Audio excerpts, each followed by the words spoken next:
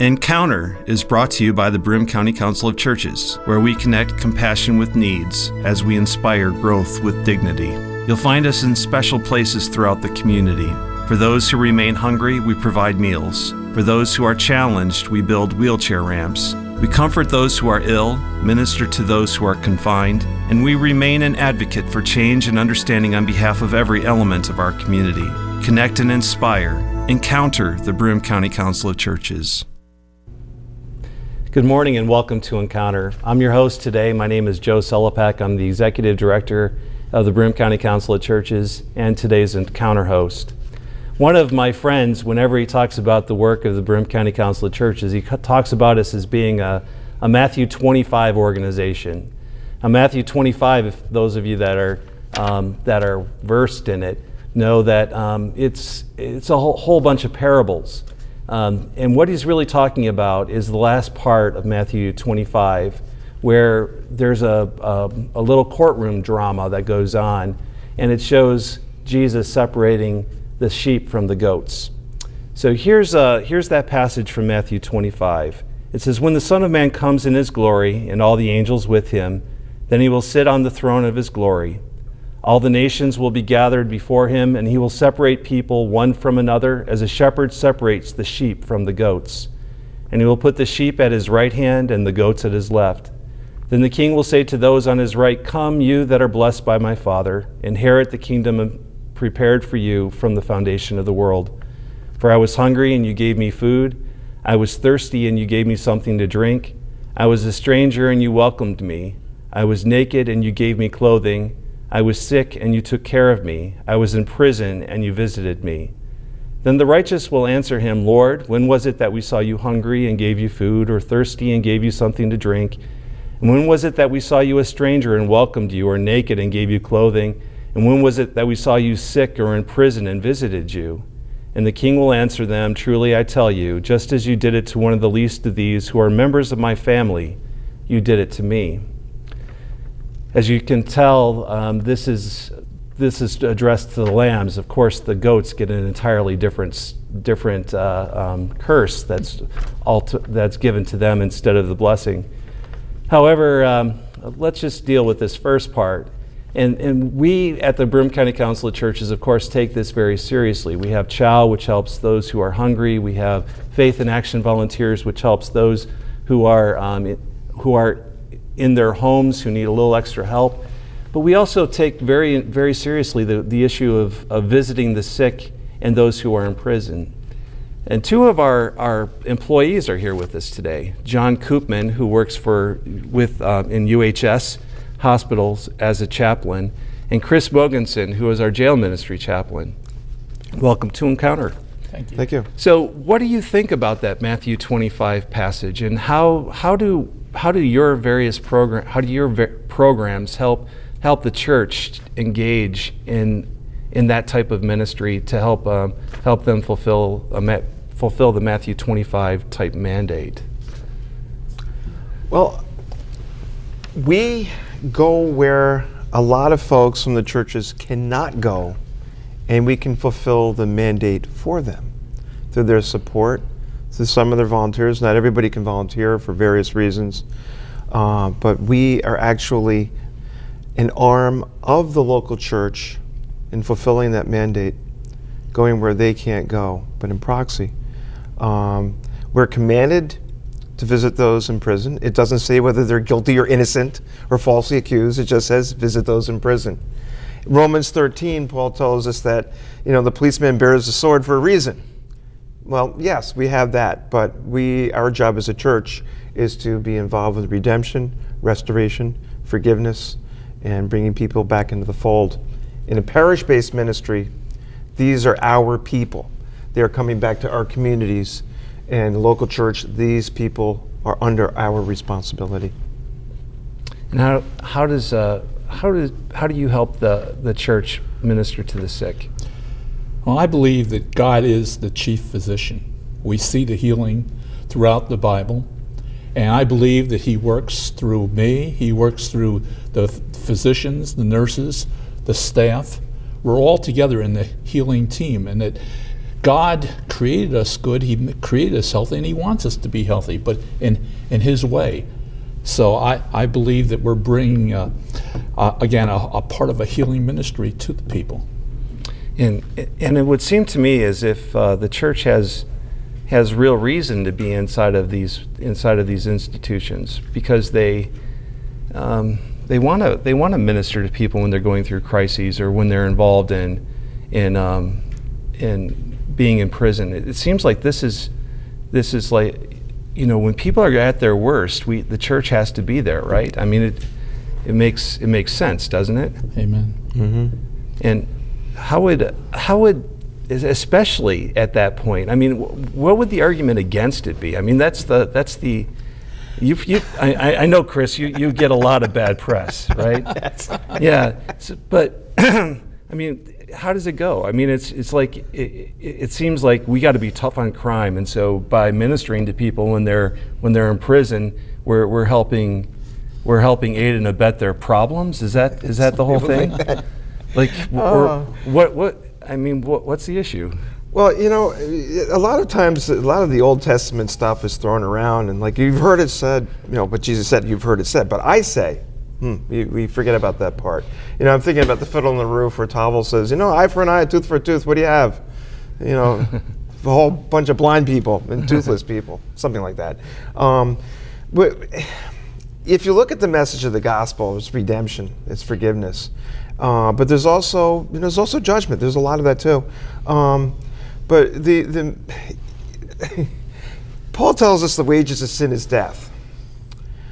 John tells us that we've all sinned. If you do the math on that, I think we're all in trouble. And so, we've got to take the plank out of our own eye before we start taking the splinter out of someone else's. Well, then Jesus tells us, those without sin, let them cast the first stone, exactly. right? Exactly. Yeah. And, and we ought to be like white blood cells and go into where the wound is. Yeah. And a lot of times we just want to kill our own wounded. You don't have to live very far. I mean, if you go to any local church, I don't care what size, you ask the people how many folks in there either work or have a family member working in corrections, you're going to see a couple of hands. You're going to ask someone if they have a family member that's in the system, either probation, parole, in prison, you're probably going to see some hands. You ask anybody if they're willing to share with you whether they've had an encounter, have been in, or are dealing with some sort of thing in litigation right now with criminal justice, and you're probably going to see somebody. And these, I mean, we've actually, I got a few stats here. 36 states have increased in the prison population in proportion to their state residency by 300% or threefold. And we've gone from 270,000 prisoners in the 70s to 2007. We had 1.3 million. You don't have to look very far to see people in the system. We have a responsibility, and what we're doing, just locking people up, it doesn't work. It doesn't work. We need to be involved with corrections, and corrections. Hey, I think the church needs to be involved in corrections. I think that's a very, very big ministry, and we have a part and a place to play in this because these are our people. Right. And John, it seemed. I've heard you talk at times about being in the ER when an accident victim is being taken in and you're with the family and things like that. What is involved in ministry at those times that you find is very crucial? I really believe that we bring hope. God brings hope. And no matter what the situation, all things are possible with God. And that's, to me, that's the exciting thing of what I do bring through what I call the boss upstairs to the people, is the fact that Christ was with the people. He cared about the people. He could feel what they were going through.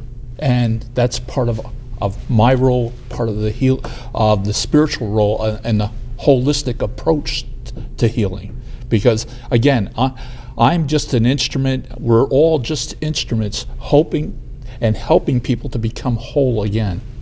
And their families. Well, let me say this, the families to me are very important with this, because not only is the person themselves who's the patient hurting, but the families are grieving too, and the unknown is scary like that. And again, Christ brings the light Our Lord brings the light to these people, and that's really exciting. Well, it seemed to me, and I was a pastor of a church, and so when I would go into it, it would be usually after the initial bringing the person into the ER or into the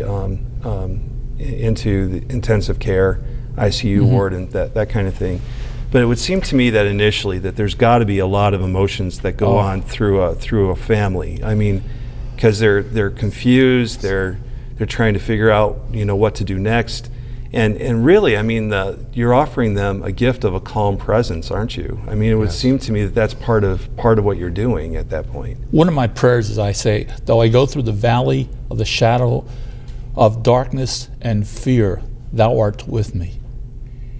And he is with them when they're going through that. And yes, we may be going through these times, but there is a window at the end. There is the resurrection after the Good Friday. Right. And that would be a very, very important thing that you have to deal with too when a person's brought into the jail. Yeah, but I look at the jail, I have an analogy. I look at the jail in comparison with the hospital as the ER, and prison as oncology. When you get to that point of state prison, stuff has been sorted out a little bit, but in jail, a person's been raptured out of their existence. There's school buses that are due in, there's a car in an impound lot or maybe sitting in a parking lot, there's a spouse that has no idea what this person is, dogs or cats that need to be rescued, and the crisis mode is just absolutely intense. And the legal system is incredibly confusing and difficult to understand. Terminology alone is tough. And so there's a huge amount of crisis. And it's not just the inmate, but it's the family on the outside too. And it's trying to bring a little bit of catharsis and calmness, and to at least listen to their plight. That's very, very helpful for a lot of folks, just to hear them out and validate what they're going through. And it would seem to me that if you're trying to differentiate what happens in the jail or in the hospital in those institutions as a minister or as a chaplain, and you were to differentiate that from what happens inside of a church on a Sunday morning, it would seem to me that some of that is the emotional content. That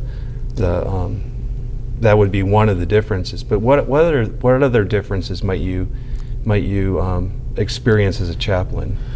It's interesting. A lot of times in the church, there's already kind of a baseline of religiosity in the. We can't make any assumptions in the jail. I'll ask before a service, how many of you are from a Christian background? And I'll get a couple of hands and say, well, I'm not a Christian. I was, well, what are you? Well, I'm Methodist. I'm Baptist. I'm like, oh, okay. It's almost comical in a way, but it's sad. And you see people grasping, if they didn't have any faith at all, they're grasping for any little light or any little thing they can put their hands on to hold close.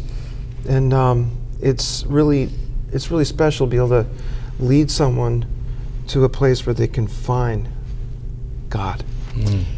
And you ask about the difference. I was in prison for 15 years. Of course, I got out every night as a chaplain in the state prison system. But in the hospital, you may only see a person for a very brief period of time like that. And the impact you can make on them going through that crisis, and then hand them off, hopefully, to their churches or whatever like that is so very important. So when I see a person and I see their families,